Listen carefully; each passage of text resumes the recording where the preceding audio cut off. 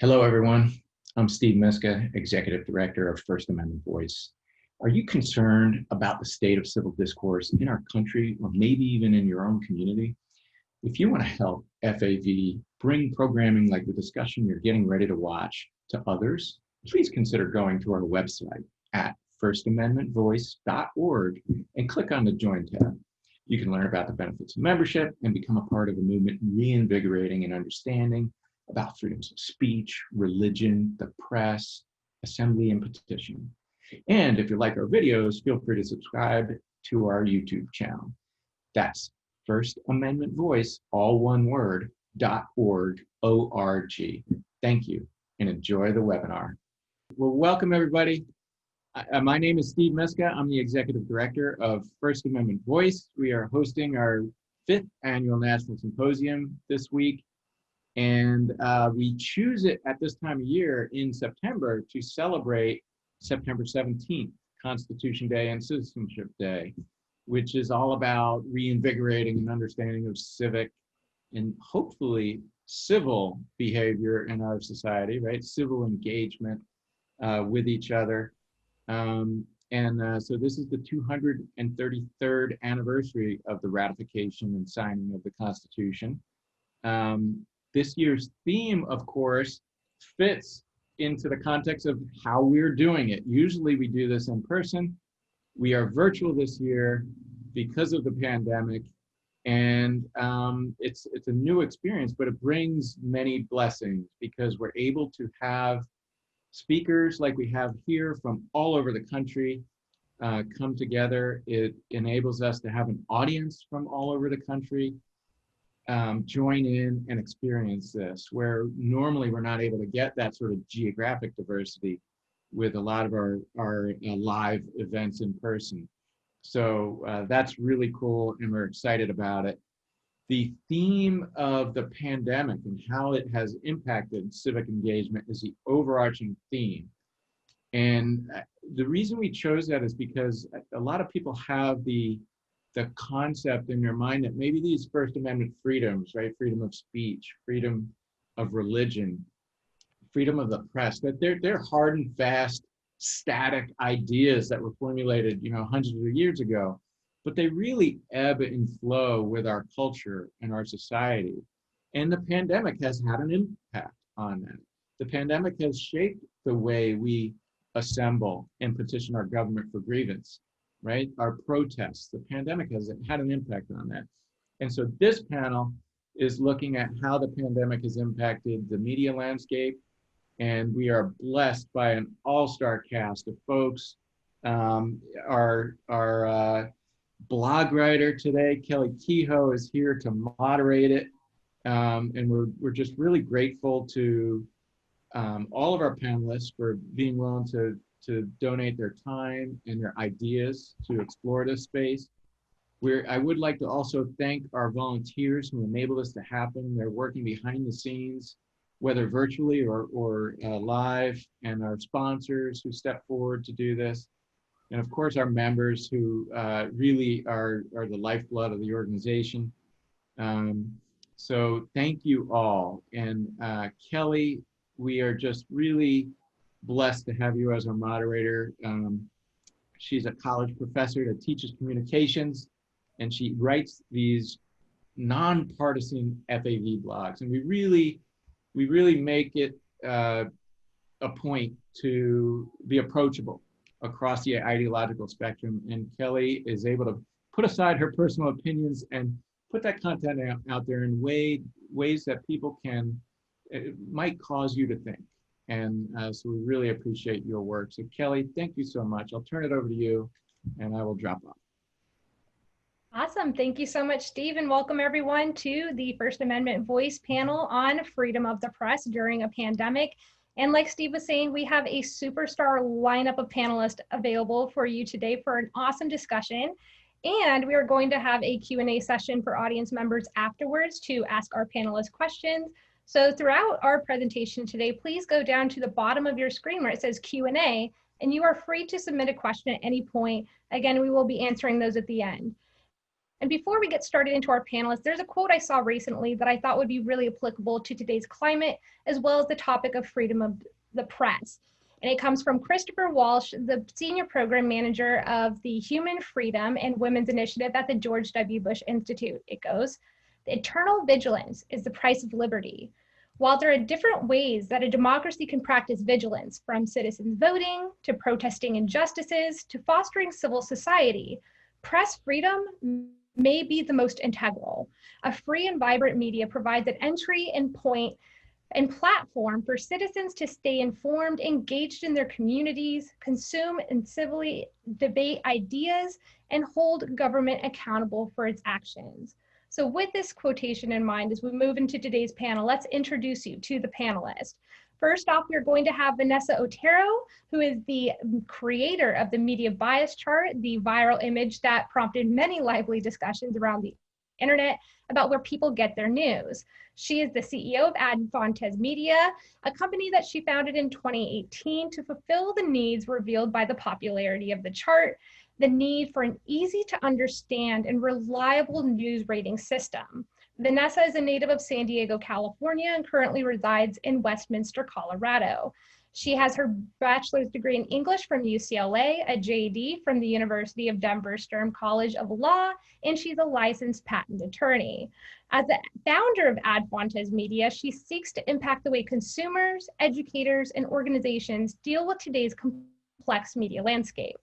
That is Vanessa Otero. She'll be speaking for us first. And second, we will have Aisha Roscoe, from the White House, correspondent from NPR News. And in her current role, she covers breaking news and policy developments from the White House. She also travels and reports on many of President Trump's foreign trips, including his 2019 summit with North Korean leader Kim Jong-un in Hanoi, Vietnam, as well as his 2018 summit with Russian President Vladimir Putin in Helsinki, Finland. As part of the White House team, Aisha is also a regular on the NPR Politics podcast. Prior to joining NPR, Rascoe covered White House for Reuters, chronicling President Barack Obama's final year in office, as well as the beginning days of the Trump administration. Roscoe began her reporting career at Reuters, covering energy and environmental policy news, such as the 2010 BP oil spill and the US response to Fukushima nuclear crisis in 2011. She also spent a year covering energy legal issues and court cases. So that will be our second panelist of today, Aisha Roscoe. And third, we will have David Lapan, who is the Vice President of Communications at the Bipartisan Policy Center. His career in public service spans more than 3 decades, with service in the U.S. Departments of Defense and Homeland Security. Lepan is a retired Marine colonel with more than 30 years of military service and 22 years of communications and public affairs experience at the highest levels of the Defense Department. As a public affairs officer, he served as a spokesman and advisor for the Defense Department. As the 18th chairman for the Joint Chief of Staff, for the commander of the International Security Assistance Force and the U.S. forces of Afghanistan, as well as the multinational forces during the military operations in Haiti and Iraq. So again, that will be David Lapan, he'll be our third speaker. And then finally today, our fourth panelist will be Lou Hanessian, who is an award-winning journalist, former NBC network anchor and Discovery Health Channel host with more than 25 years of on-air experience. She's also an active speaker, educator, and consultant. Lou designs and teaches workshops and courses based on stress resilience, adaptive leadership, and mindfulness by integrating the latest research on brain science, emotional intelligence, interpersonal neurobiology, and applied positive psychology. As a researcher and educator, she also lectures on media, journalism, and public health, the science connection and adversity, as well as cultivating trauma-informed, resilient-centered companies, schools, and communities. So again, that was Lou Hanessian, who will be our fourth and final speaker of today's panel. And now that you know more about our panelists and their specialized areas of expertise, let's get into our first presentation from Vanessa Otero. And as a reminder during the presentation, please save all questions for the very end, but feel free to pitch some questions in the meantime. Vanessa, take it away. Thank you so much, Kelly. It's really a pleasure to be with this star-studded panel. I'm just grateful to be in your presence today. My company is called Adfontes Media, as Kelly said, and what we do is we rate the news for reliability and bias. And you might be asking yourself how we do that. We do that by using politically balanced teams of analysts to look at individual articles for each news source that we rate. And we score these articles using a repeatable methodology. Each one of the articles that we rate is rated by at least 3 people, one left, one center, one right. And we use samples of articles from each source to come up with an overall rating. So we include all kinds of articles in our source ratings, from straight news to analysis to opinion, and because we feel it's important to gather the whole view of the source. And we do that whether or not it's labeled as such, because more traditional news sources will tend to label them. A lot of newer news sources may not label them at all. And we also cover not just the good news, but the news at the kind of the bottom of the spectrum. So articles that are propaganda, misleading, or outright fake news. So really run the gamut. And we place them on this media bias chart, and Kelly, I think, is going to share the media bias chart. It's a graphic here quickly, and I'll leave it up. We'll leave it up here just for a few seconds, so you can, if you haven't seen it, you can scan it, take it in, look at where your favorite news sources or your least favorite news sources fall, and maybe furrow your brow because you disagree and maybe think something should be a little bit higher or lower or further left or further right. So if you look at that left axis, it's for reliability. It goes all the way from the highest work at the top is original fact reporting. That's the work that journalists do. And then all the way in the middle, there's the analysis and opinion. And then at the bottom is all the different ways that news can be unreliable, including fake news. And then we have a left to right spectrum that's a US contemporary left to right spectrum. You can go ahead and take that down because it's kind of distracting. It's kind of a lot of information to take in. So like I said, we do this in part to elevate the work of journalists because sometimes people have a hard time distinguishing the news sources that employ real journalists that have been around for a long time. They're doing the work, getting the interviews, looking at primary sources, and digging deep for stuff that they need to uncover, and have editorial standards, and then sites that just have opinion content that may be run by just a handful of folks and they really have no editorial standards.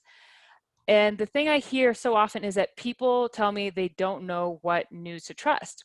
And they ask me, oh, what's the one thing I can know or can do to know if a news source is reliable? And unfortunately, it's not just one shortcut or one trick that people need to know, or just one news source, because one news source can only cover so many things, even the biggest and best ones. And all news sources have humans that make mistakes. So there's really a whole media ecosystem of news sources that you can learn to trust, but it's also a set of skills and tools. So we aim to help people by providing these news ratings as a guide, but we also seek to teach people how to develop their own skills, because ultimately that's the most important.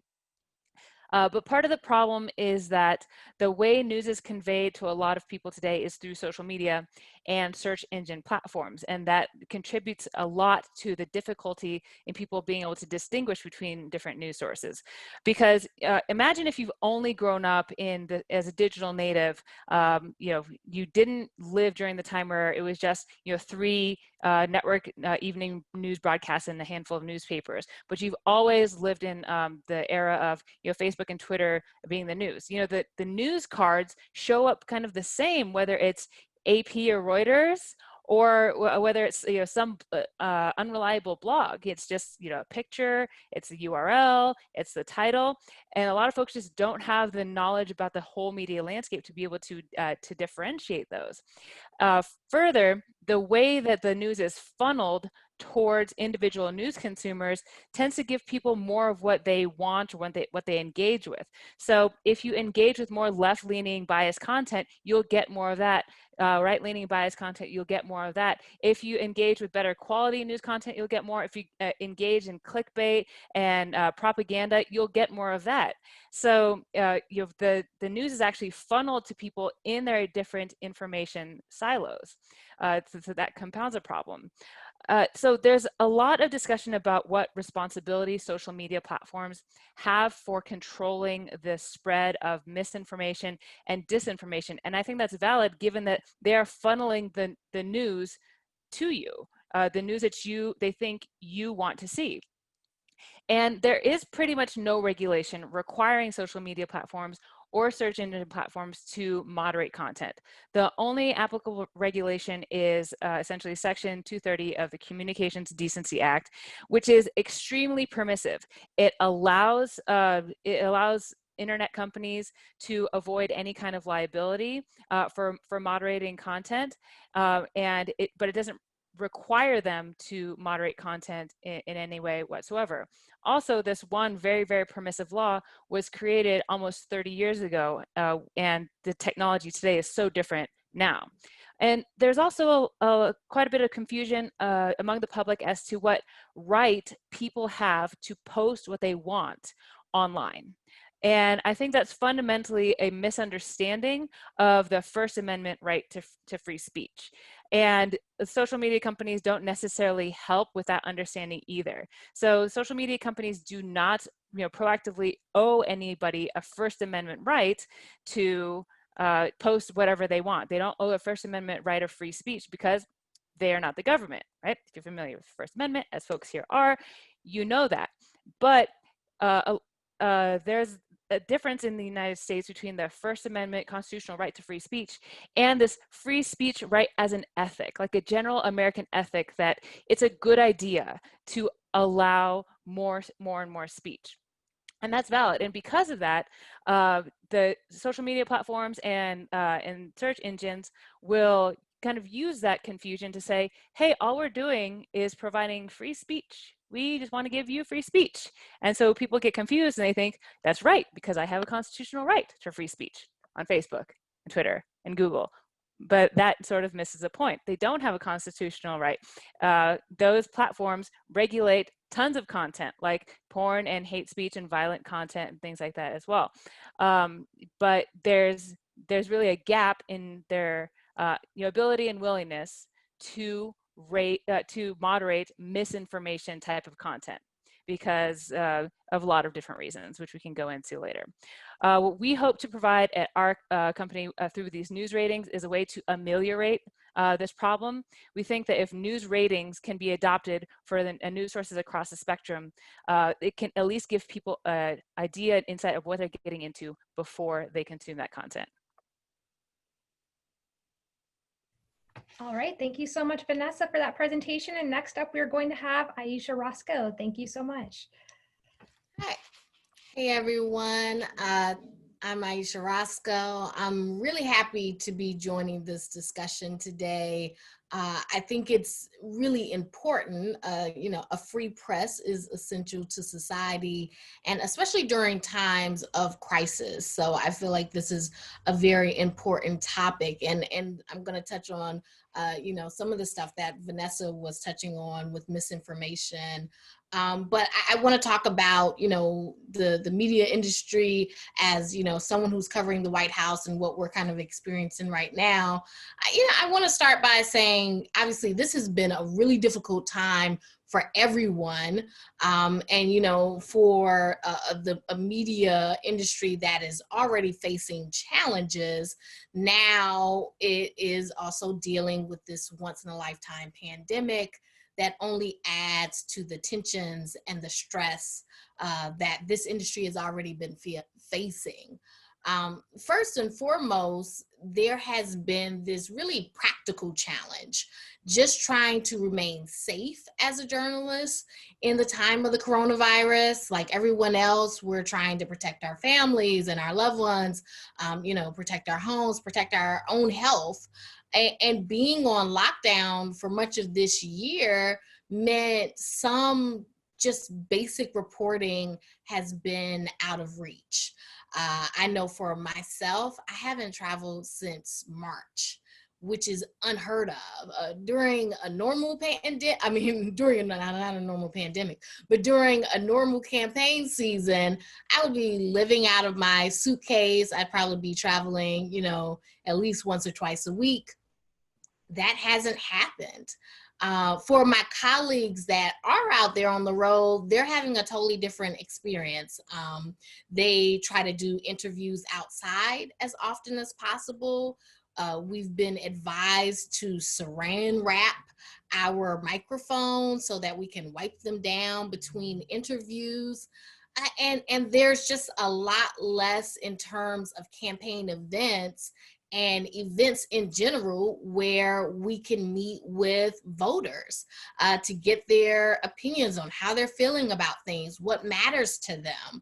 And even just going out and trying to talk to people, you could be putting people at risk. So just kind of the basics of journalism, just going out and having conversations with people has been interrupted or having to be modified because of the coronavirus. So it's less talking with people on the ground, more Zoom calls, you know, more, you know, just phone calls, and just trying to get creative about how we get out there and talk to, you know, real people, you know.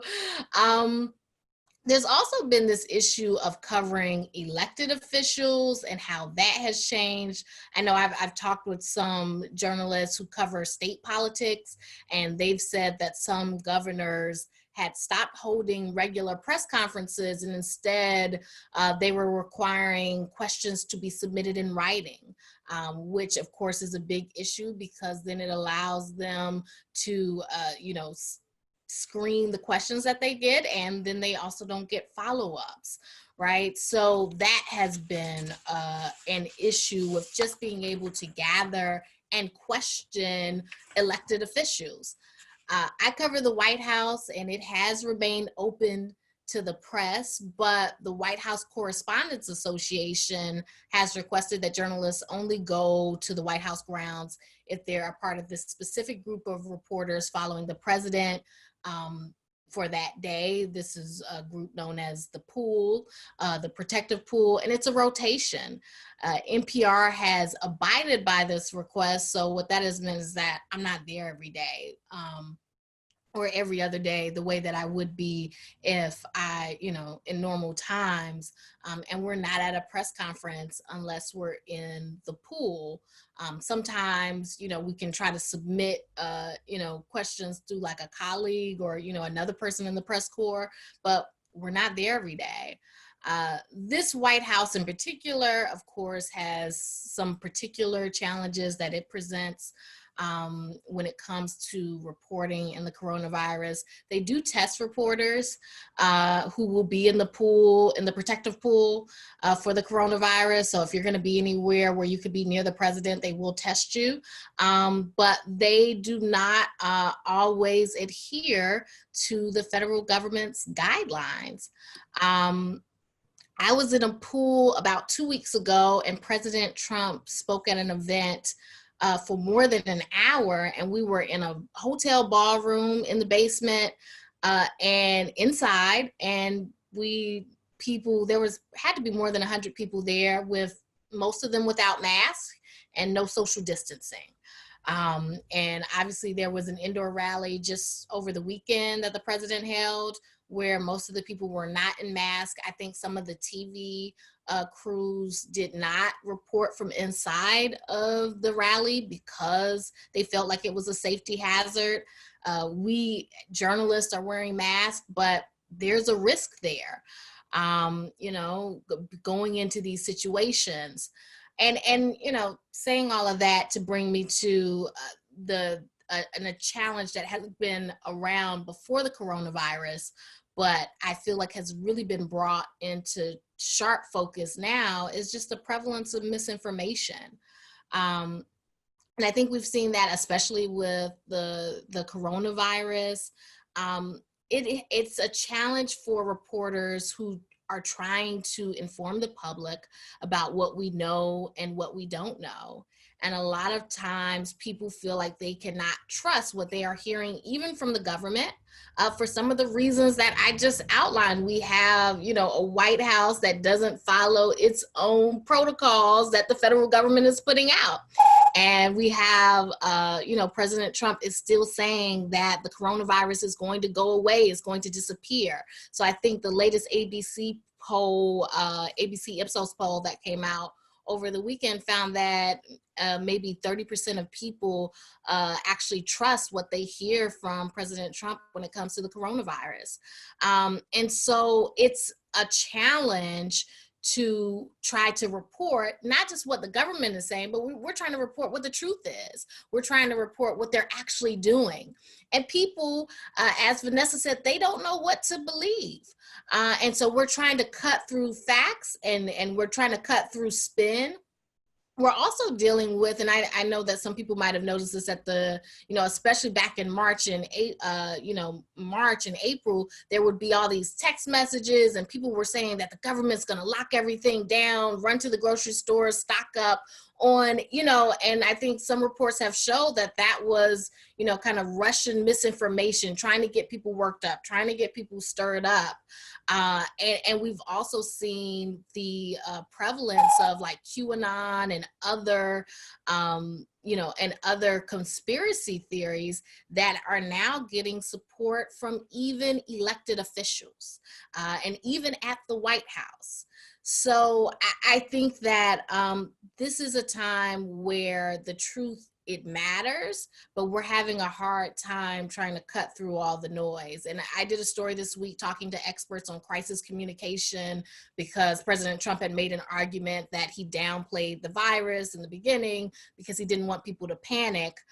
And that's not true. People, when they're given information, actually don't panic. But one of the things that these experts said is that, you know, trust is a basic part of society. And if you don't have trust, if people feel like they cannot trust the sources where they're getting their information from, it really cuts at the basics of the social contract. And so I don't want to talk too long. I feel like we'll get into all of this, and you know, so I want to give everybody a chance to talk, but I just want to say, you know, I do think that facts matter and that the work that journalists do to help inform the public and hold the powerful accountable, it's important. And I think even more so now in these times of uncertainty. But, you know, I think that this is a really hard time and that we have a lot of things as an industry that we have to grapple with. Thank you so much for your insights on that issue, Ayesha. And next up, we're going to have a presentation from David Lepan. Thanks, Kelly. Thanks all for joining us. So I will bring a little different perspective to the discussion that will hopefully help my esteemed colleagues, my fellow panelists, come at it from a news gathering perspective as journalists. I come at it from a perspective of somebody who's interacted with the media on the other side to provide information. As you heard in my bio, I'm a retired Marine. I served at the Pentagon in many different capacities, but for the last 25 years or so as a spokesman of different types. So again, it was my job to provide information to the press, to conduct interviews, to facilitate interviews, to provide statements. I've also had the benefit most of that time of serving in uniform as a member of the United States Marine Corps.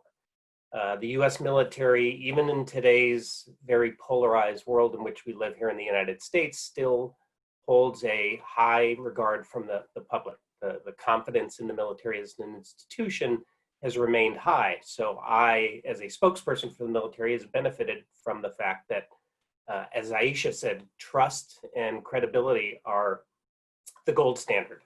And in my profession, that's what it's all about, maintaining a level of credibility and trust that the information that I'm providing is accurate, that it's timely. And so again, as a member of the military, I had the benefit of coming into the discussion with journalists with a level of trust that I think I've watched diminish over the years, and I'll talk a little bit about that. During my time in the military, again, the military historically has been apolitical, or at least nonpartisan. I started serving in the role of a public affairs officer in the Marine Corps at the end of the Clinton administration. So I was at the Pentagon at the end of the Clinton administration. I was there at the start of the Bush administration. I was there through 9/11. Then I served as part of the Obama administration. So I served in the military under presidents of different parties, under Congresses that were controlled by different parties. After I retired from the military, I served for a short time at the beginning of the Trump administration in the Department of Homeland Security, where I was the spokesman there.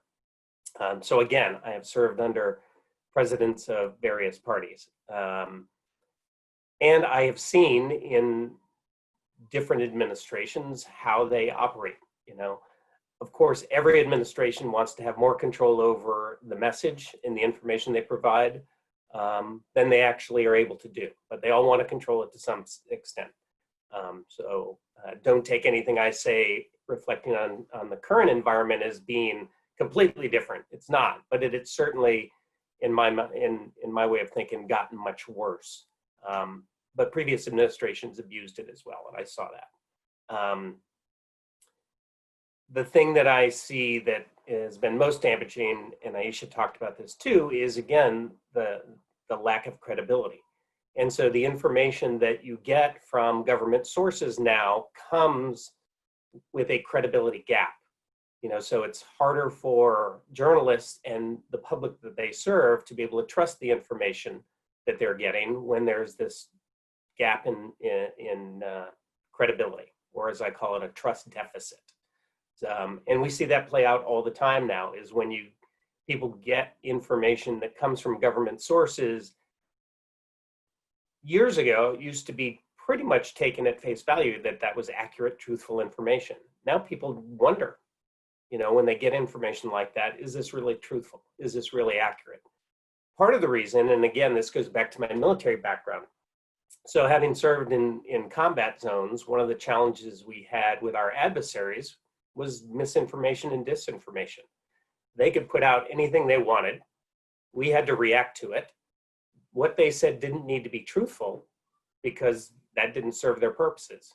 So I used to joke all the time, lying is easy. Telling the truth is hard. So for adversaries to put out inaccurate information, again, as a terrorist organization, things like that, they're not really worried about truthfulness. But we had a higher standard in the military and in the government that the stuff that we put out had to be accurate. And sometimes it's hard, especially in combat, to get to the truth, what really happened here. So when information is provided, if people don't believe it, then that causes problems for, again, the general public to understand. And I'd say, linking back to the central purpose of this discussion around the pandemic and the fact that we are in this pandemic now.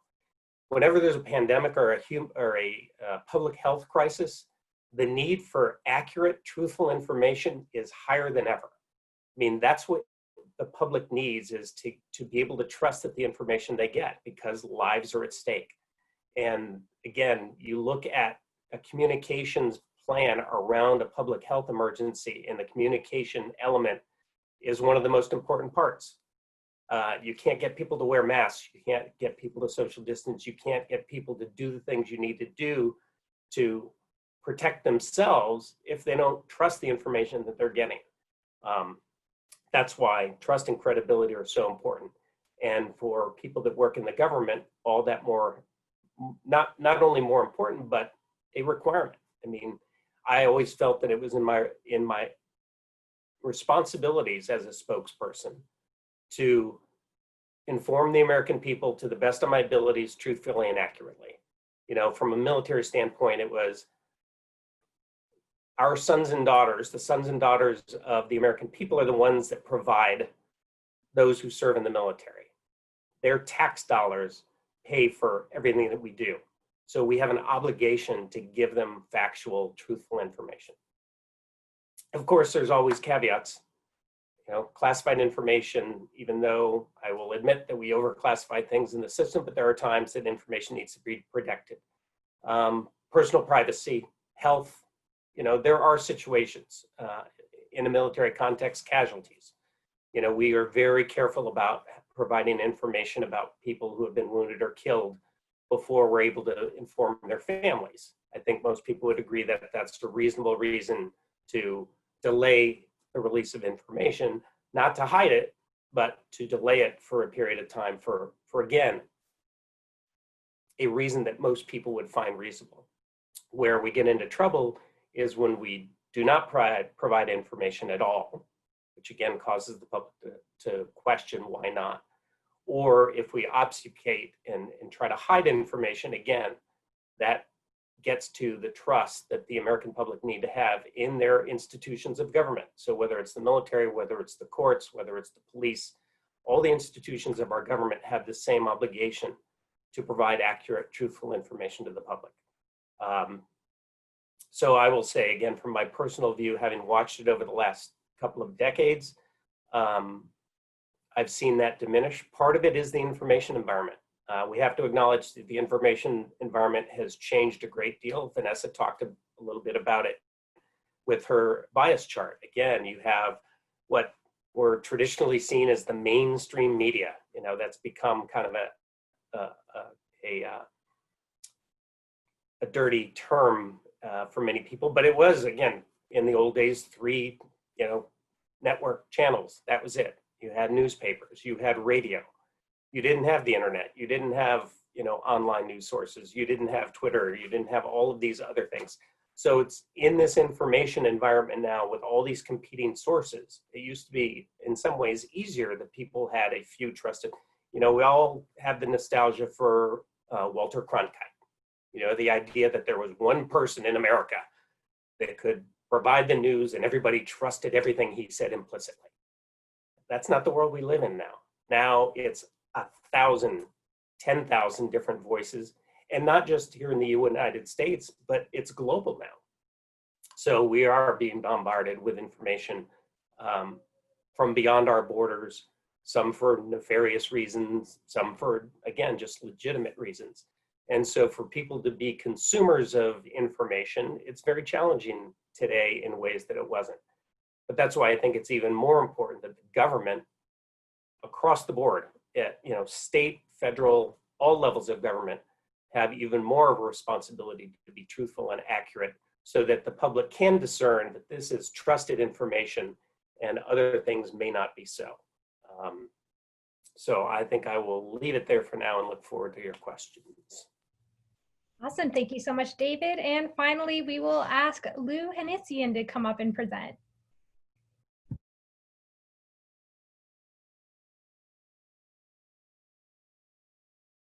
Go.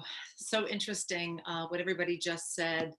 To pick up on what you said, David, the idea of trust. So I'd like to touch on media, trust, the lack thereof, and the social emotional brain.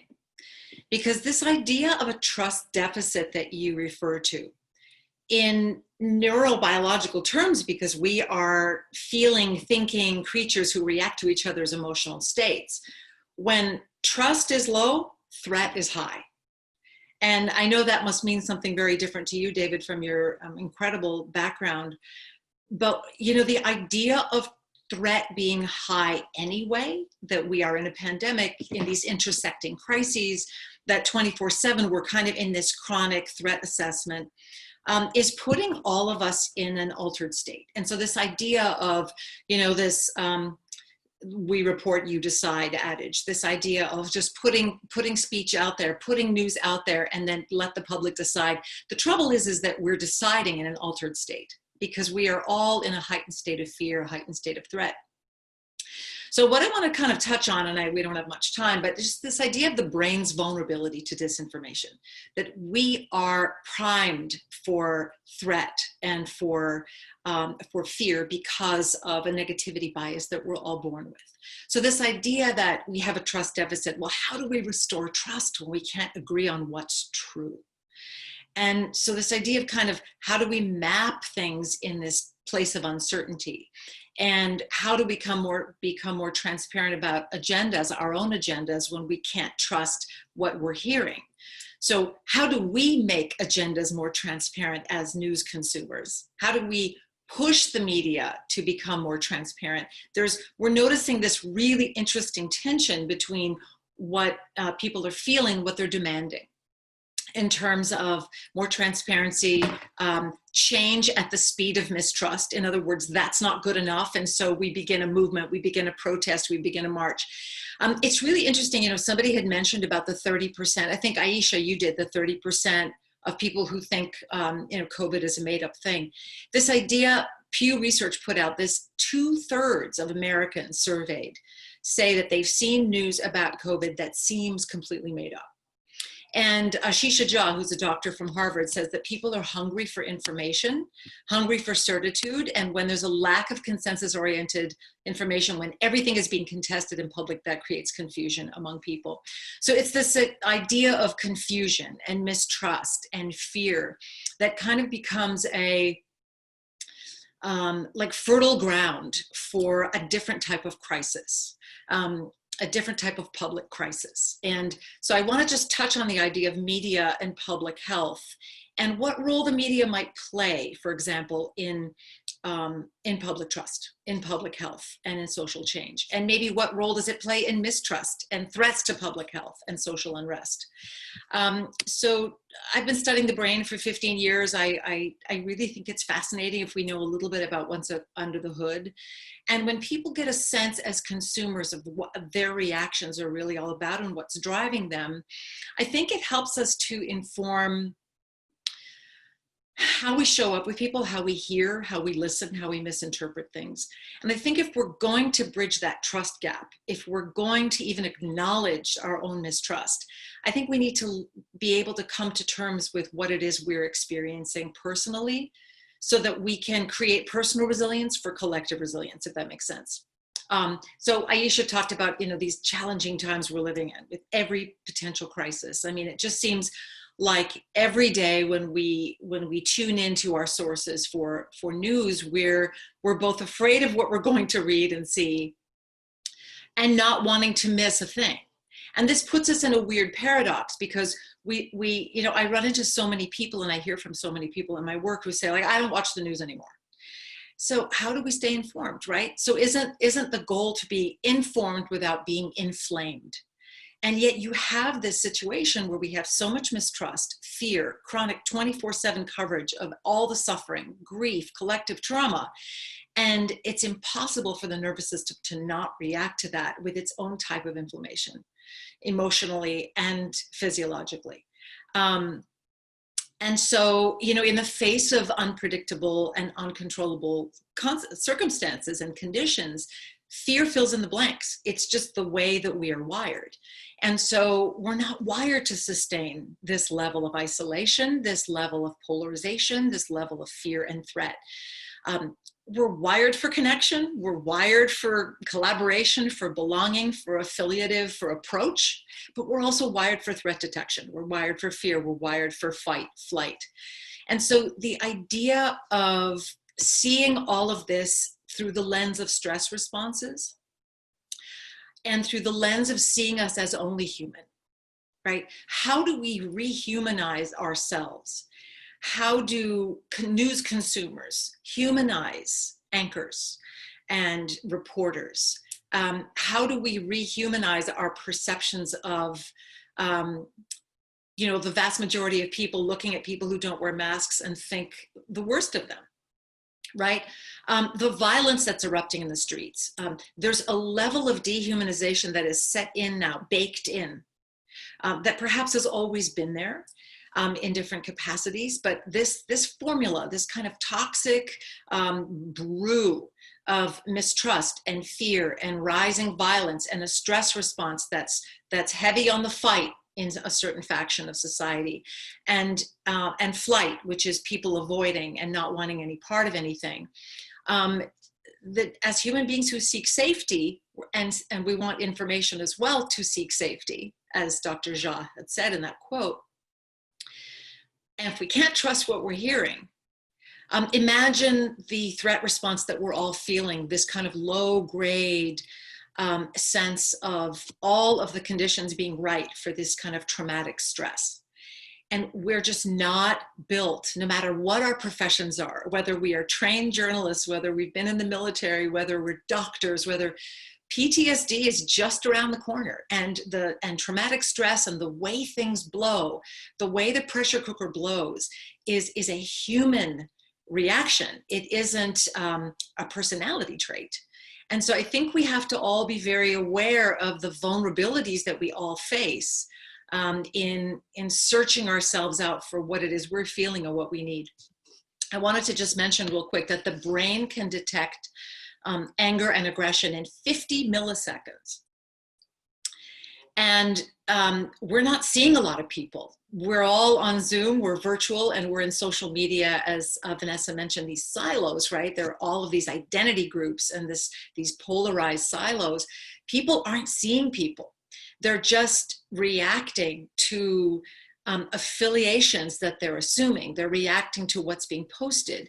We don't know if what's being posted or what we're sharing that activates us so much is even real. Is it a bot? Did it come from some trolling farm? And so there's this sense of being in a house of mirrors where we don't know what's real. We don't know who to trust. We can't go into a spiral, a stress spiral or a death spiral. And so I think it's important to kind of loop back into something that's generative and say, you know, if our states affect each other, and if I yawn, you yawn, if I get angry, you get angry, right? This is how we're built. We have mirror neurons.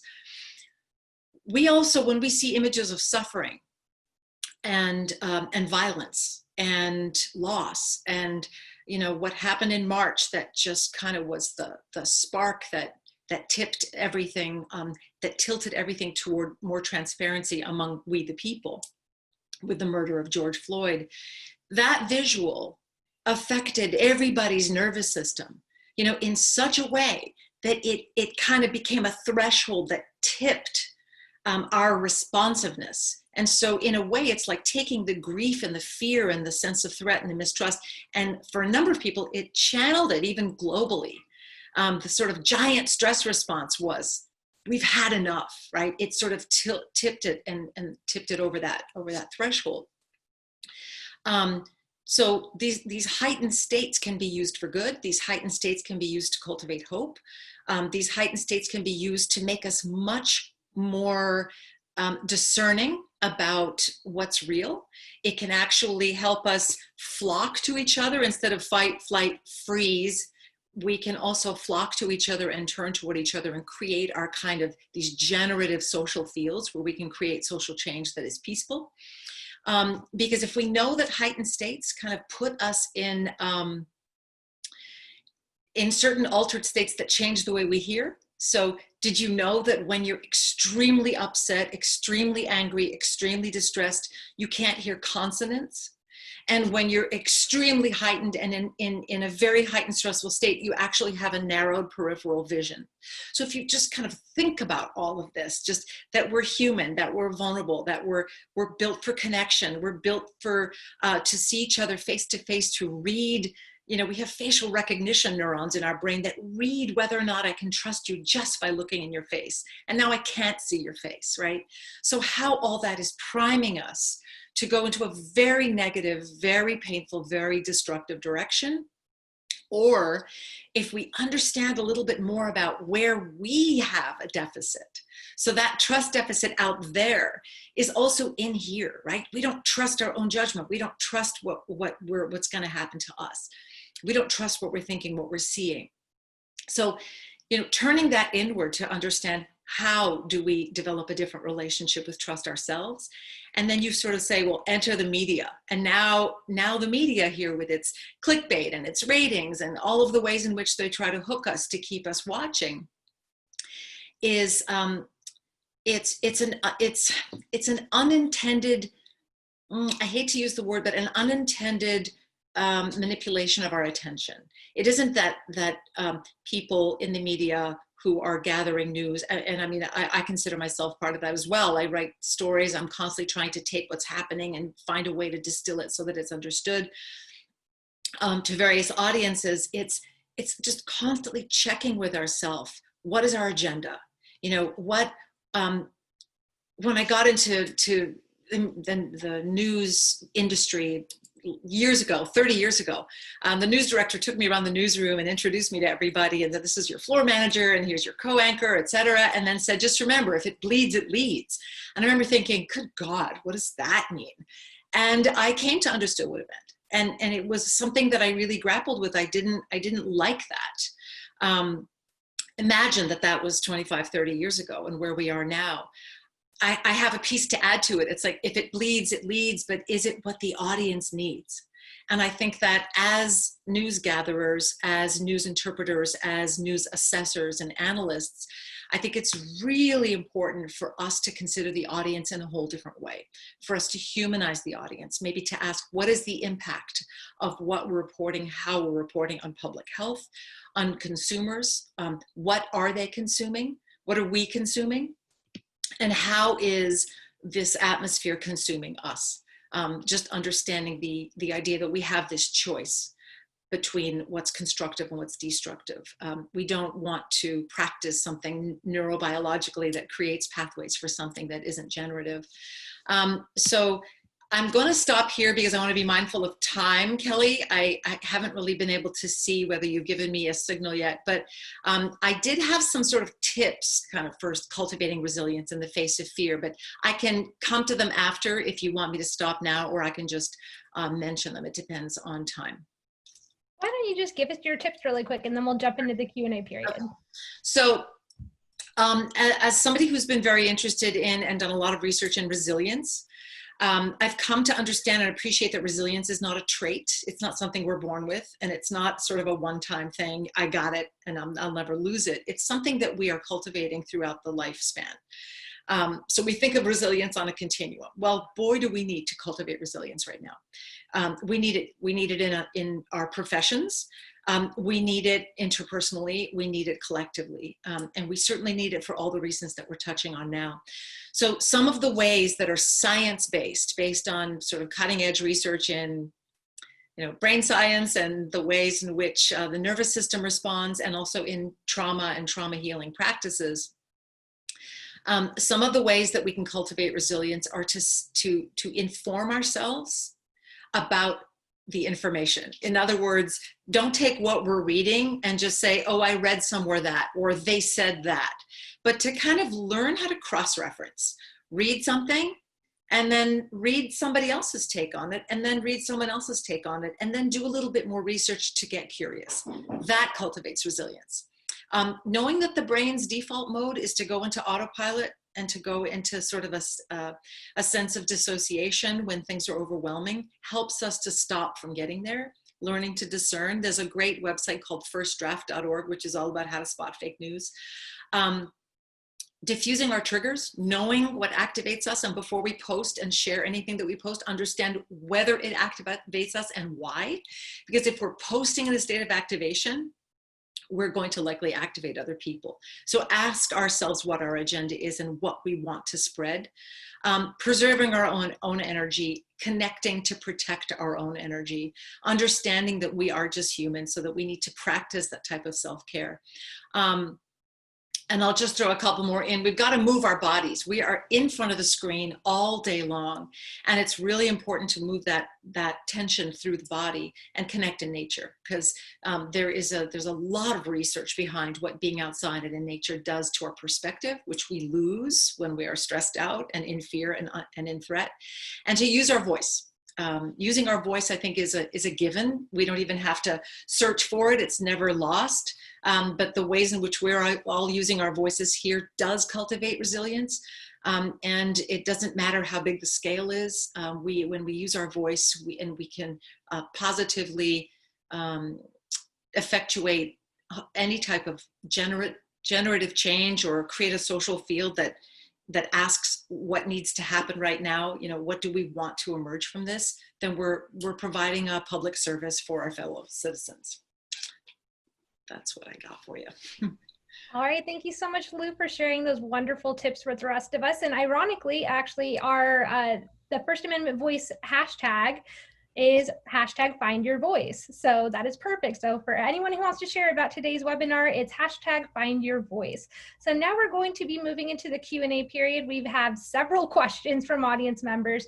We do not have time to get to all of them today, but we will try our best to incorporate them into future blog content or different other modes of responding to those questions. But for now, we're going to go through a couple of them for each of our speakers. Let's start with Vanessa from one of our audience members.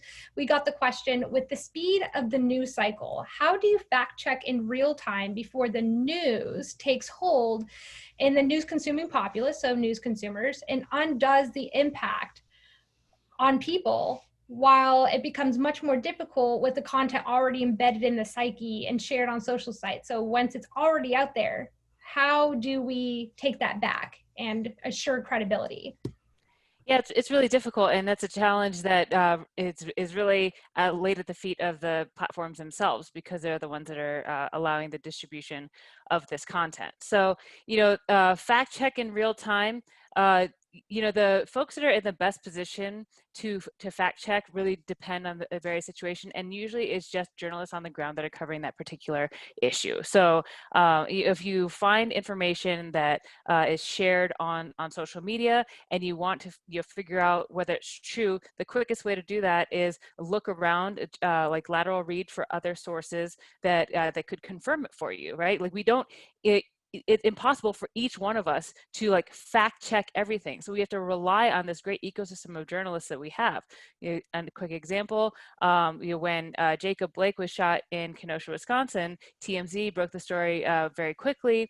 And if you're not familiar with TMZ, they do break a lot of stories and are often first on the ground to report breaking news. But say you weren't familiar with TMZ, how would you figure out if that shooting, if that was true? You could go and look at the local news coverage in Milwaukee, Wisconsin, and they were all over it within 30 minutes, verifying it right away. Yet, hours later, folks on Twitter were spreading misinformation and rumors about that thing that they could have verified by just looking around.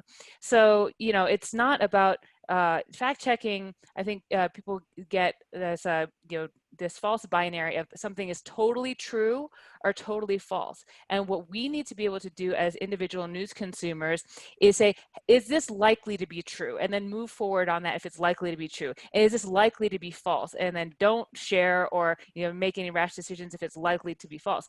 That we can do quickly given the other signals in our media ecosystem, meaning journalists on the ground. But ultimately, it's really important for social media companies and search engine platforms to be able to nip that in the bud and slow down the speed of that misinformation spread, because they do have the ability to identify it. Yeah, it is really hard to take back, but you can see misinformation propagate for years and years and years, and there's just absolutely no reason that the same debunked rumor still has to exist on a site years later. Awesome. Thank you so much, Vanessa, for your response to that. And now, Aisha, we have a question for you from one of our audience members. When a reporter asks a question and gets a non-answer or an outright dismissal, why doesn't the next reporter just keep asking the same question until they get an answer? That is a good question. It's a question that we often get.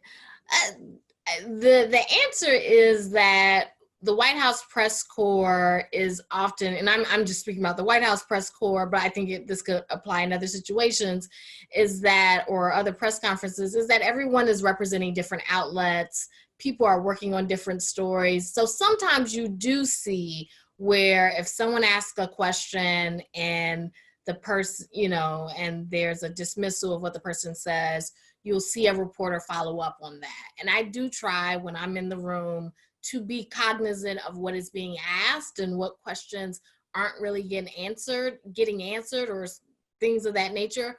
But sometimes if you have a very specific question that you feel like, I have to ask this question, this is what I want to ask, people will do that. So they won't follow up, or they may be working on a very specific thing, or they may have another audience, or they may feel like sometimes there may be a feeling that you're not going to get an answer to that question. If the question has been asked 15 times, you may feel like, it's been asked 15 times. I can ask it again. I'm probably not going to get a different answer. Let me try to ask about this.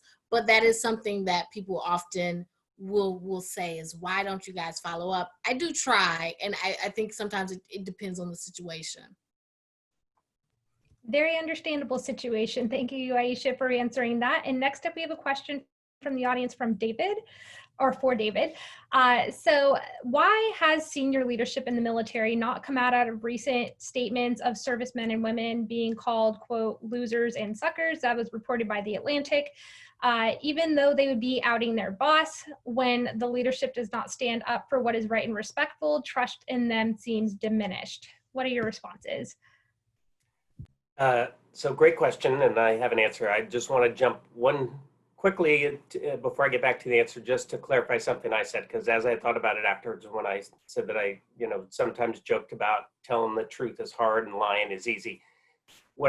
The context around that is the idea that if you are held accountable for telling the truth, that is difficult. If you lie with impunity and you're never held accountable for lying, then that's easy.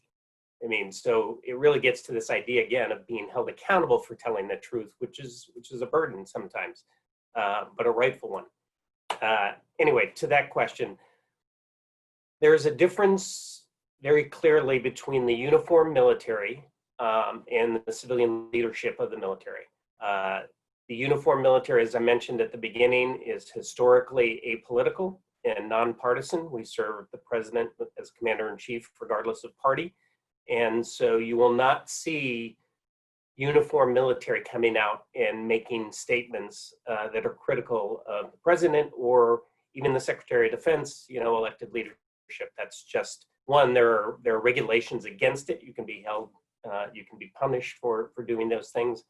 And two, again, it's traditional that members in uniform keep their personal, especially political views to themselves. The question, though, about or non-uniform military leaders, the Secretary of Defense, the Secretary of the Army, some of those individuals, that's very challenging because they are all political appointees of this president. So for them to come out and say things critically of the president puts them in a very bad spot. Everyone may remember Secretary Mattis, retired four-star General Mattis, that while he was the Secretary of Defense, people were questioning why he didn't come out and say things publicly, and that why he did after he retired and he left the job. And that was part of the rationale, is that while he was serving in that position, he didn't feel appropriate to speak about the president, not so after it. And this is an ongoing debate in the military community about whether former military officers like me, I speak out a lot. I'm a retired colonel. There are some that think I should not do that. There are others that think that that's appropriate. And it's something that each of us wrestle with individually. There's nothing that prevents me from saying it. I choose to, others choose not to. So I hope that answers the question. All right, thank you so much, David. And now we have a question from the audience that I think would be applicable to all four of you. So we'll start with Lou in responding to this, but I'd like each of the speakers to respond to this one. How could we, so everyday citizens, become more influential in getting the media to be more transparent and effective in getting information that supports trust in our government, and also perhaps restoring trust in the media, since that's also been on the decline for a while? So what can the public do to support this? So again, Lou, we'll start with you and then maybe move on to Vanessa, then Ayesha, and then David.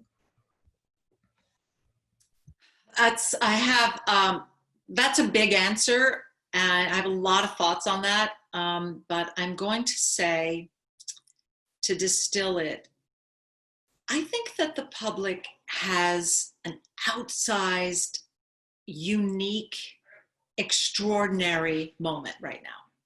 I think that maybe for the first time, certainly in my lifetime, we are witnessing what happens when people come together peacefully for a cause and create the pressure, the unrelenting pressure, the in essence saying, I'm not letting up. We're not letting up.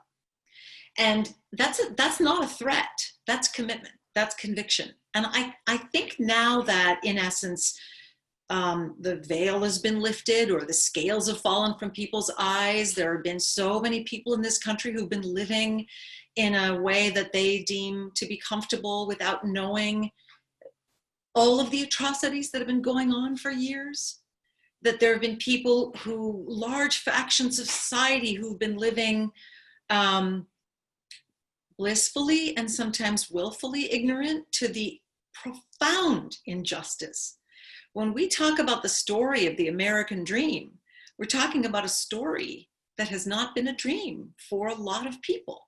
And we're at a unique moment where the people, we the people, professionally, people in civilian life, people who never thought they had a voice before, people who were suddenly finding themselves on the front lines of march, people who are creating movements out of whole cloth, are creating change in small and large ways, in unexpected ways. People who are being thrust into that kind of work through tragedy, through personal tragedy, through loss. But I feel like what I'm really encouraged by is the public has power. We have power. And if we don't like that a particular media outlet, I will name it because you can look it up. The AP, when thousands of families were leaving Central America, desperate to leave their war-torn, gang-related, absolutely, it's like, if we stay, we'll die, we better take our kids and leave. And they made that thousands of mile trek to our border. The AP headline on Twitter was, "An army of migrants." In an instant, the public, the discerning public, said, "What?" And they deleted it and they apologized. That's public pressure. We've never seen that before.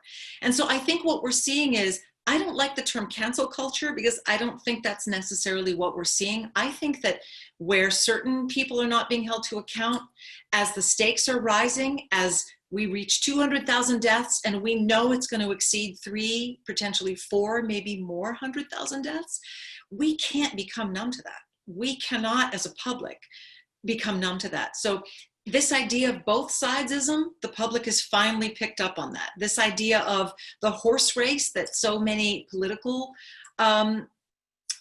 news gatherers are either pushed into or looking for because it's the way the norms were. A lot of the public is saying, we don't want that. So I think it's interesting as a public. So I'm both a journalist and I'm also a civilian. I don't work for a particular organization, but I'm still a storyteller, still write stories. But I can look at it from a different angle and say, you know, boy, there's a lot of battle language in the way a lot of news media on television, for example, writes their chyrons. They will use the word slams. They will use rips. They will use blasts. And only to say what Nancy Pelosi said, or what someone said to Chuck Schumer, and so this idea of battlefield language, the public is pushing back on in some cases I've seen, and I think so. Part of informing ourselves is understanding in what way do we want to ingest the news? In what way are we going to be informed that doesn't inflame us? What are our rights, right, as people, as human beings? But what rights of the press do we want to protect? When we see journalists being attacked and arrested and with their faces to the ground, where they're screaming the call letters of their news station, it's an outrage to civilians. And so I think we need to protect the press as the press is trying to protect the truth and the profession and First Amendment rights that we all share. When people gather and are tear gassed for peacefully gathering, which is also our First Amendment right, and the press rightfully, says this is a very high stakes and very sort of threshold moment. I think there's a way for the public and the press to be facing each other now, saying, what do you need so I have your back? And the press saying, what do you need so I have your back? So I feel like there's a threshold moment now that we've never been at before that I'm encouraged by. It's going to take everything we've got to work together. Thank you so much, Lou, for your response to that. And then Vanessa, how would you respond to the question of what can everyday citizens do to protect the media? Yeah, well, I have an analogy that junk news is like junk food. And so if you think about the news sources on the media bias chart, at the top you've got your healthy stuff like your lean meats and proteins and good carbs and vegetables. And then at the bottom, middle and bottom, you've got donuts and fries. And then you've got, really terrible food for you. And, journalism is, as an industry, as a business, is in flux because they want to provide what people say they want, right? And unfortunately, we're in this stage where a lot of people are saying, I want junk food. And it's like they're addicted to the donuts and fries, which are like the cable news opinion shows all day long, which is not really news. I mean, it's kind of like news, just like donuts and fries are food, but it's bad for you, right? So my tip, we've changed this in our society. There are more healthy food options now. You can choose to consume healthier food, but it's because people demanded it. So break your own junk news addiction. The stuff that you just get this dopamine hit from for consuming, you're like, yeah, that just really feels good because it confirms my biases. Just cut that out, right? Demand the healthier options because the news media environment needs us to demand that, and it's better for all of us. We just need to come to that better awareness. I love that analogy. Thank you for sharing that with us, Vanessa. And then Aisha, what is your take on this question? Yeah, I agree with everything that Vanessa and Lou, what they're saying. I think you have to support the news that you feel like is reflective of not just of what you think, but the news that is being reported in the way that you do think is informing, because sometimes news will challenge you, and it should challenge you, and that is the purpose at points. But support those people that are doing that journalism that you feel like is healthy or good journalism. And so you have to support it. So sometimes that means your dollars, that definitely gets people moving, your attention, what you're clicking on, what you're consuming. So I definitely say that. And also, and I agree with Lou that we're at a point right now where people really can make a difference very quickly, because they can raise an alarm when they see a headline or something that they don't like.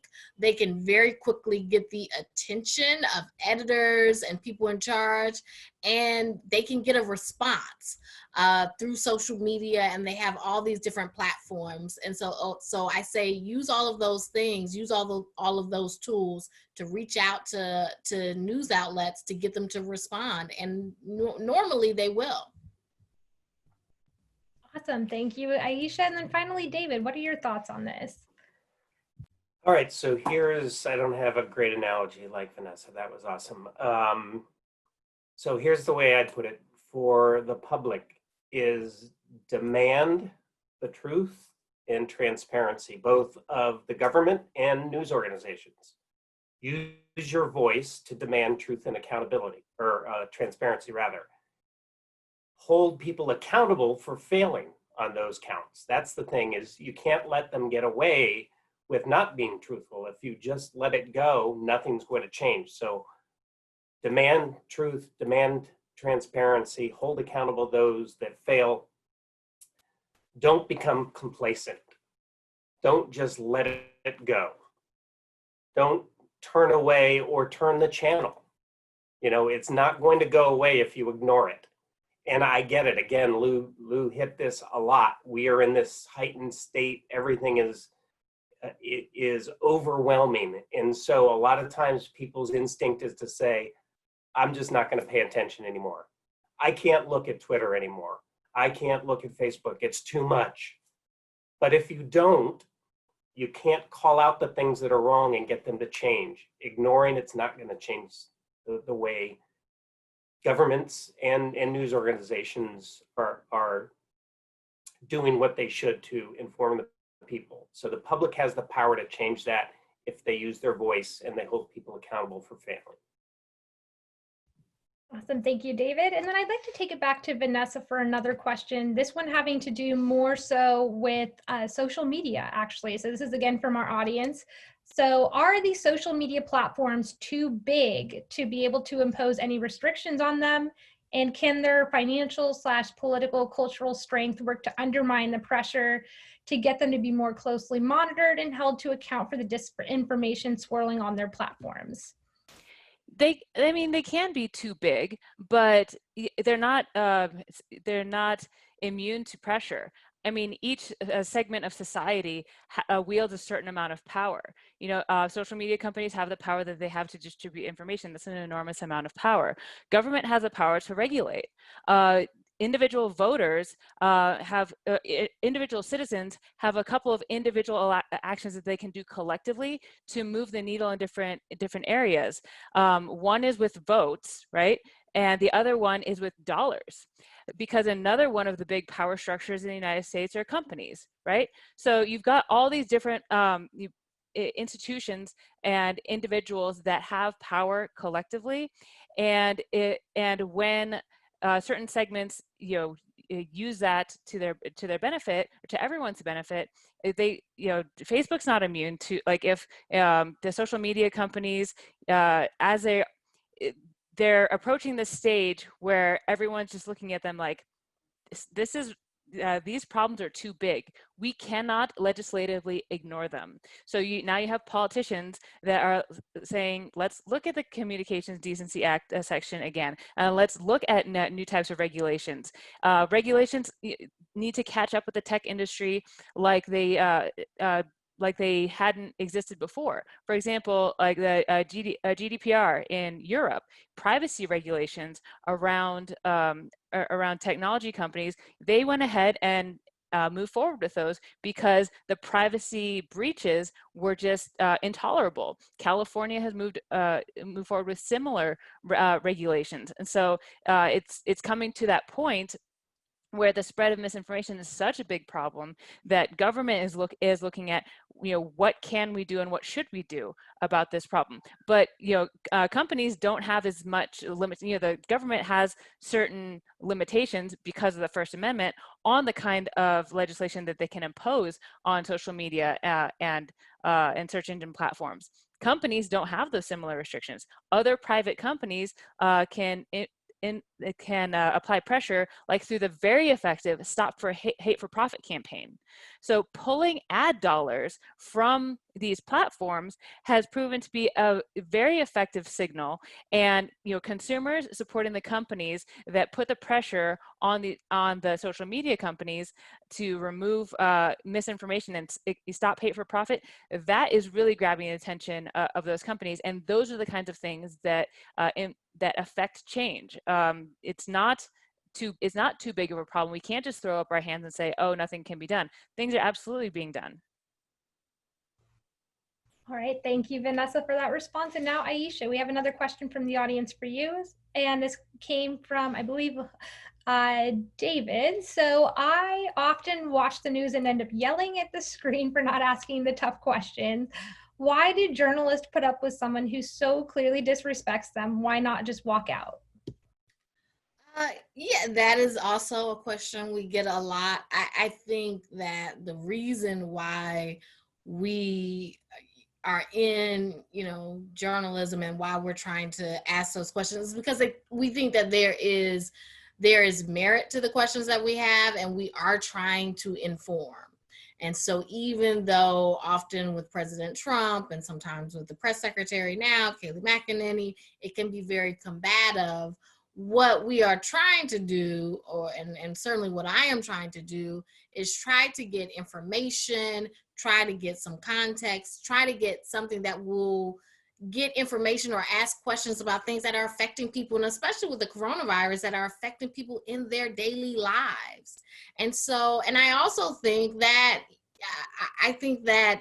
they deserve, or even if they won't answer the questions, you don't have to answer the questions, but I'm going to ask, like, you need to at least hear what I have to say, because I am trying to ask questions to keep people informed. I am trying to ask questions, hopefully as a representative of the public, to get information. And so I don't feel that politicians should be let off the hook and not be asked questions.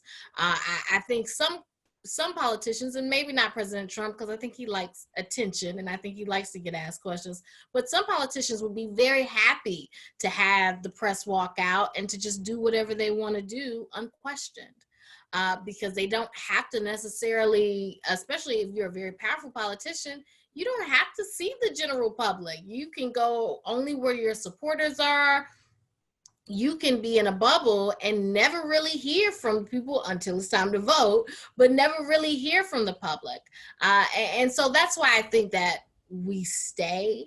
It is because we feel like there is merit in the questions that we're asking, even if we don't get, answers. Perfect. Thank you, Ayesha, for answering that. And then David, another military-related question. What is the level of trust between President Trump, active duty military officers like the Joint Chiefs and veterans? Trump tends to have little to no credibility with some audiences. And this question notably comes from a Vietnam era veteran, U.S. Air Force officer.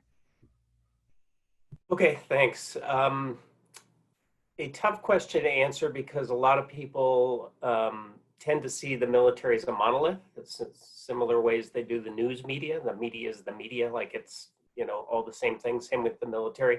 There are lots of people in the military, active duty, reserve and guard, both enlisted and officer, that have lots of different views. We know that there are service members that are supportive of the president. We know that there are ones that aren't supportive of the president. It's pretty similar in the veteran community too. So the questioner is a Vietnam veteran. I'm a veteran now that I'm retired from the military.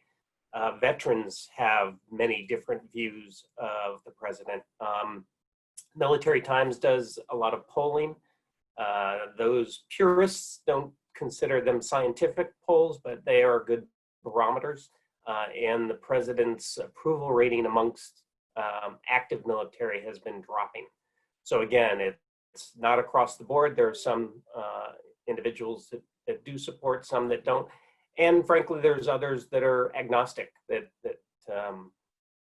don't have a view either way. And they just sort of understand that their role is to serve and to follow the orders, and they don't get into the political aspects of it. There are some people in the military over the years that have taken the idea of being nonpartisan to the extreme of not even voting. They think that even if the act of voting somehow creates this, my line was, my Marines shouldn't know what my political affiliation is. It shouldn't matter. I will have my opinion. I will go and vote, but that vote is mine and mine alone, and I don't share that. I didn't put bumper stickers on my car. I didn't put yard signs up because while I was on active duty, again, I want to maintain this idea that the military is not beholden to any particular political party, and certainly not beholden to the current occupant of the White House, whoever that might be. Our oath and our duty is to the Constitution of the United States and to the American public, not who's sitting at 1600 Pennsylvania Avenue. All right, thank you, David, for that. And then we only have about 8 more minutes or so for this webinar. So rather than continuing on with questions, I know we have a lot, but we will try and get to those in future content. I'd rather ask each of the speakers to make a concluding remark of around 1 to 2 minutes. What in the year of 2020, given everything that's been going on, and that we are also talking about the First Amendment, particularly freedom of the press, what would you like to say? What would you like for people to know? Some sort of final takeaway. We'll start with Lou and then go to Vanessa, Aisha, and end with David. So Lou, what would you like for us to know? Well, I think this may be a pivotal moment in time, in our history, in our lives, where we really understand what it means to have a voice, to use it to create the kind of society that we can really believe in and live in, that honors everybody's needs and that respects and includes each other. That there is no one body including another body, but that we include each other. That our lives are at stake because of that and through that. And so using our voice, voting our voice, speaking up, trying to change the paradigm, you know, we certainly have watched in horror as a lot of norms have been broken, and laws and policies and protocols have been flouted and broken flagrantly in front of us. And many people, you know, are question that I know of who are not in the media say, you know, how can the press let that happen? They're not letting it happen. They're tirelessly trying to stay one step ahead. That's why I think that this year, as horrible as we look around and see all the devastation and, like I said, all these interlocking crises, and as we look at what's happening in California, and we don't look at these as just wildfires anymore, but as climate fires, that we use our voice to change semantics, to change the language, to change messaging, to change the way we tell stories, to change the way we understand what's happening, and to use our voice together to listen and to talk and to create a larger context for why we're here and what we all need. And I think that when we're always chasing the last thing that the president said that wasn't true, and when the focus is on fact checking solely, you know, we forget that the media is trying to constantly create that bigger picture, that wider picture for us, but we can't rely on one profession or one group of people to do it for us. We need to, in essence, use our voice to be our own fact gatherers, our own storytellers, and share those stories like we did, you know, in time immemorial, where this is what we're built for. We're built for storytelling. So I think that it comes down to educating ourselves, educating each other, connecting, however we can, in meaningful ways, virtually, socially distanced, whatever, physically distanced, socially connected.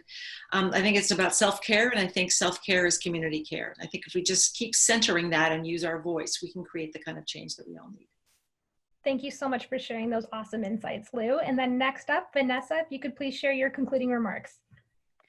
Yeah, something David said reminded me of this advice that I have. You know, there's a role for folks in society to, you know, just be like referees, to remain impartial, or at least the appearance of impartiality, and remain fair. Like, you can have your own personal opinion and your own you know, vote and your own sense of right or wrong. And I think everybody says, well, we all have the platform, we need to use our platform to share our opinion. But you know what? There are certain functions in society that it's really important to you be the referee, and one of those functions is journalists. Another one of those functions is independent news raters of the media, right? So another one of those functions is judges. Another one of those functions is military leaders, right? You need some referees in the game.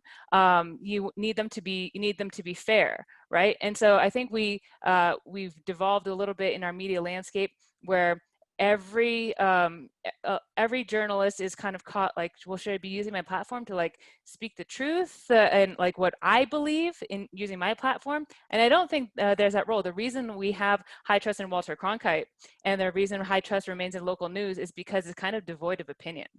So if people can focus on that delivery of that message, I think we'd be in good shape. And the last thing I want to leave people with is a sense of optimism. I believe we're in a temporary moment where our ability to distribute information has surpassed our individual ability to process it. But this has happened in society before, like when the printing press came out, when radio came out, and there was a bit of a panic that there was all this information. Ultimately, it ends up being a net benefit, but there are growing pains. So entire societies have gone from illiterate to literate in a generation if reading is taught in schools. So we can go from, you know, somewhat media illiterate to media literate in one generation if these kind of skills are taught in schools as well. We just have to work towards it, and I hope people retain that optimism. Thank you, Vanessa. Again, that's Vanessa of Advantes Media. And then finally, or not finally, one more, Ayesha, what would you like to say for us? Yeah, I would just like to follow up on what everyone was saying and just kind of reiterate what I said earlier about, you know, how the public absolutely has power to help shape the media that they want to see. And I know Lou mentioned this idea of norms and how we've seen so many norms that have been broken. And what we have seen is that we do have freedom of the press, thankfully, but there are certain things like holding press briefings, or, you know, being willing to answer questions, or being willing to release information that has been, you know, done on the basis of these norms, that politicians do it because they feel like it's in their interest, or they may be punished by voters if they don't do it. And so I think what we are seeing now is, if you want a really free press, and a press that's able to ask those tough questions and do those investigations and provide the news, you have to support them. And also, if you see politicians or powerful people who are not, who are trying to thwart the press or trying to not be accountable, it's up to the public to hold them accountable, because that's who they'll ultimately listen to, whether it's you're doing it through your pocketbooks, through what you buy, or through what you consume, or who you vote for. Those are the things that, if you press for, you know, people to be held accountable, then that is the sort of things that the powerful respond to. And that is what really makes them protect, or at least engaged with the press. So that's what I want to leave people with. Awesome. Thank you, Aisha. And again, that was Aisha Roscoe, the White House correspondent for NPR News. And then finally, we have David. Thanks. So I would say, or my advice would be, that we very carefully consider and appreciate the freedoms that we all have as Americans. The freedom of the press is in the First Amendment to the Constitution for a reason. Sometimes I think we as Americans take these freedoms for granted. I served in Iraq, and I watched the Iraqi people vote for a new constitution after decades of living under a dictator. I watched Iraqi people go and vote for their first interim government at the threat of their lives. There were insurgent groups that were threatening to cut off hands, cut off heads, to kill people, their families, and Iraqis went out at the threat of their lives to exercise their right to vote. These are huge, important rights that we have that we, again, often take for granted. So I just ask everyone to remember that the freedoms that we enjoy need to be protected. People in power need to be held accountable for not upholding those, all of those rights, and that people should use their voice at the ballot box to demand change. Fantastic. Thank you, David. Again, that was David Lapan, the Vice President of Communications at the Bipartisan Policy Center. And I'd like to thank everyone for presenting today on today's panel, and everyone in the audience for attending, or those of you who are watching this after the fact. Thank you for being a part of our awesome discussion on freedom of the press during perhaps one of the most important years for the press. So thank you everyone again for being here, and I hope you all have a wonderful rest of your 2020. Bye. Thank you. Bye. Thanks, Kelly. You did a Great fantastic job, Kelly. job guiding us all. Thank you. Yes. Thank you. Thanks, Kelly. Thanks. Thanks all. Bye. Nice to meet you all. Bye, Vanessa. Bye.